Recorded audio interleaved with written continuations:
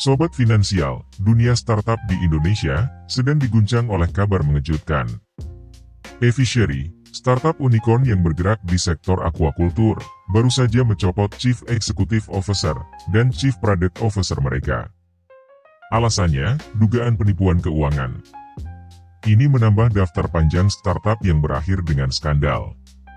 Kasus ini mengingatkan kita bahwa tidak semua startup yang tampak sukses benar-benar sehat secara finansial. Banyak yang menerima investasi besar, tetapi pada akhirnya gagal menghasilkan keuntungan, bahkan melakukan kecurangan demi mempertahankan citra mereka. Sobat pasti masih ingat kasus Investri, startup fintech yang gagal membayar kembali peminjamnya. Masalah seperti ini bukan hanya terjadi di Indonesia, tetapi juga di dunia internasional. Contohnya, Theranos dan WeWork, yang sempat menjadi ikon inovasi, tetapi akhirnya terbongkar sebagai skema penipuan. Theranos, misalnya, menjanjikan revolusi dalam dunia medis dengan alat uji darah, yang katanya mampu menganalisis ratusan penyakit hanya dari satu tetes darah. Namun, semua itu hanyalah kebohongan. Sementara itu, WeWork, yang menawarkan konsep ruang kerja bersama, terbukti memiliki model bisnis yang tidak berkelanjutan. Mengapa banyak startup berakhir dengan penipuan? Padahal, mereka mendapatkan dana yang besar dari investor. Untuk memahami ini, kita perlu melihat dua aspek utama, yaitu produk dan pendiri. Dari sisi produk, banyak startup yang berusaha memaksakan solusi mereka untuk menyelesaikan masalah yang sebenarnya tidak terlalu dibutuhkan oleh masyarakat. Akibatnya, produk mereka hanya menjadi tren sesaat, tanpa keberlanjutan. Seringkali, startup hanya menyalin konsep yang sudah sukses di negara lain, tanpa mempertimbangkan apakah model tersebut cocok untuk pasar lokal. Contohnya, banyaknya startup marketplace yang bermunculan, dengan konsep yang sama, tanpa diferensiasi yang jelas. Selain itu, banyak startup yang gagal menghasilkan pendapatan yang cukup. Mereka terlalu fokus pada pertumbuhan pengguna dan valuasi tinggi, tanpa strategi monetisasi yang jelas. Ini adalah jebakan yang sering terjadi di dunia startup.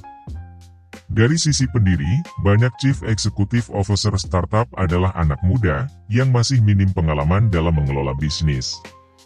Mereka mungkin memiliki ide brilian, tetapi kurang memahami seluk-beluk bisnis, keuangan, pemasaran, dan operasional. Tidak jarang, ego juga menjadi penghalang bagi para pendiri. Mereka ingin tetap berada di posisi Chief Executive Officer, meskipun sebenarnya mereka tidak memiliki keahlian yang cukup untuk menjalankan perusahaan jangka panjang. Salah satu faktor penting dalam keberlangsungan startup adalah branding, terutama bagi perusahaan bisnis to bisnis. Tanpa branding yang kuat, sulit bagi perusahaan untuk mendapatkan klien dan membangun kepercayaan di pasar. Selain itu, startup perlu memperhitungkan runway mereka, yaitu seberapa lama mereka bisa bertahan dengan dana yang tersedia, sebelum harus mendapatkan pendanaan baru atau mencapai profitabilitas. Psikologi uang juga memainkan peran besar dalam pengelolaan startup. Tekanan untuk terus tumbuh dan memenuhi ekspektasi investor seringkali membuat pendiri mengambil keputusan yang berisiko, termasuk melakukan kecurangan. Dalam menjalankan perusahaan, menemukan orang yang tepat untuk mengelola bisnis adalah kunci utama. Bahkan Google pun, awalnya didirikan oleh dua orang teknisi yang tidak berpengalaman dalam menjalankan bisnis. Larry Page dan Sergey Brin menyadari keterbatasan mereka, dan akhirnya merekrut Eric Schmidt sebagai Chief Executive Officer. Keputusan ini terbukti menjadi langkah yang tepat untuk membawa Google menjadi raksasa teknologi seperti sekarang. Pelajaran dari Google ini penting, pendiri harus mengakui keterbatasan mereka. Tidak ada yang bisa menjalankan semua aspek bisnis sendirian. Oleh karena itu, membangun tim yang solid adalah hal yang wajib. Memilih rekan kerja yang tepat juga tidak kalah penting. Banyak startup gagal karena konflik internal antara para pendiri atau eksekutifnya. Bisnis yang berkelanjutan bukan hanya soal pertumbuhan, tetapi juga profitabilitas dan manajemen risiko yang baik. Startup harus fokus membangun model bisnis yang sehat sejak awal. Tim yang kuat adalah aset terbesar dalam startup. Memiliki tim yang kompeten dan bisa dipercaya, lebih penting daripada sekadar mendapatkan suntikan dana besar. Bagi para investor, penting untuk menyadari risiko penipuan dalam dunia startup. Jangan hanya melihat valuasi dan pertumbuhan pengguna, tetapi juga kesehatan bisnis dan integritas para pendirinya. Investor harus lebih jeli dalam menganalisis keuangan startup dan memastikan bahwa dana mereka benar-benar digunakan untuk mengembangkan bisnis, bukan hanya untuk memperindah laporan keuangan. Regulasi juga memiliki peran penting dalam mencegah penipuan startup.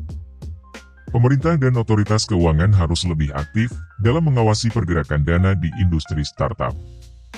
Edukasi finansial juga penting bagi masyarakat, agar tidak mudah terbuai dengan janji manis startup yang menjanjikan keuntungan besar dalam waktu singkat. Sebagai calon pengusaha, sobat juga perlu belajar dari kasus-kasus ini. Jangan hanya mengejar status sebagai Chief Executive Officer, tetapi pahami juga bagaimana menjalankan bisnis yang sehat dan berkelanjutan.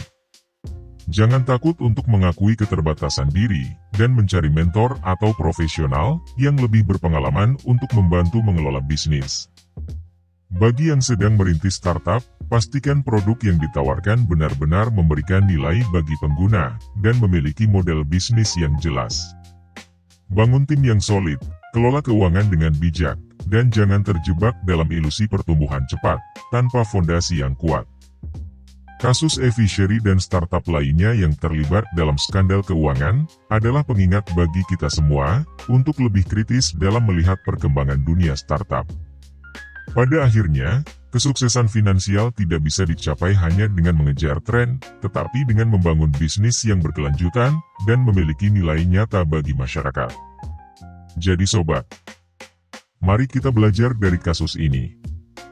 Jangan hanya terpukau oleh valuasi besar, tetapi perhatikan juga fundamental bisnis yang sehat. Semoga bermanfaat. Jangan lupa like, komen, dan subscribe, agar tidak ketinggalan konten menarik lainnya. Sampai jumpa di video berikutnya.